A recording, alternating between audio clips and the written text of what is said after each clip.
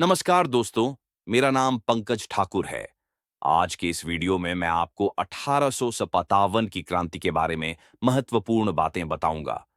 Video में 1857 की क्रांति भारत के इतिहास का वो अध्याय जिसने अंग्रेजों की नींव हिला दी और आजादी की लौ पहली बार पूरे देश में जला दी। लेकिन आखिर क्यों भड़की ये क्रांति?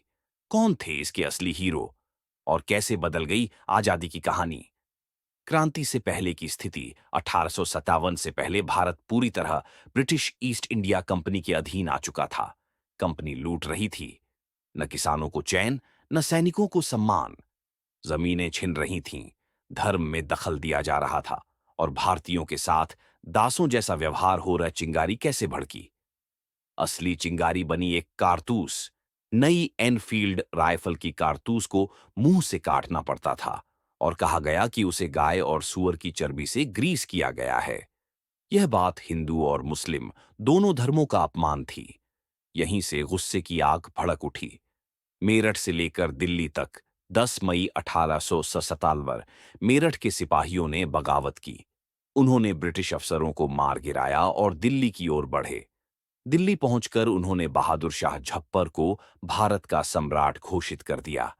क्रांति पूरे उत्तर भारत में फैल गई। कानपुर, झांसी, लखनऊ, बरेली, ग्वालियर, हर तरफ अंग्रेजों के खिलाफ जंग छिड़ चुकी थी। महान स्वतंत्रता सेनानी इस क्रांति में कई वीर योद्धा सामने आए। मंगल पांडे, जिन्होंने मेरठ से पहले ही विद्रोह का बिगुल बजा दिया था। रानी लक्ष्मीबाई, झांसी की वीरांगना, जिन्होंने तलवार हाथ में लेकर अंग्रेजों से लोहा लिया। नाना साहेब, बेगम हजरत महल, तांत्या टोपे, जिन्होंने संगठित होकर ब्रिटिश सत्ता को चुनौती दी। क्यों असफल रही क्रांति? लेकिन ये क्रांति पूरी तरह सफल नहीं हो पाई, क्योंकि कोई एक केंद्रीय नेतृत्व नहीं था।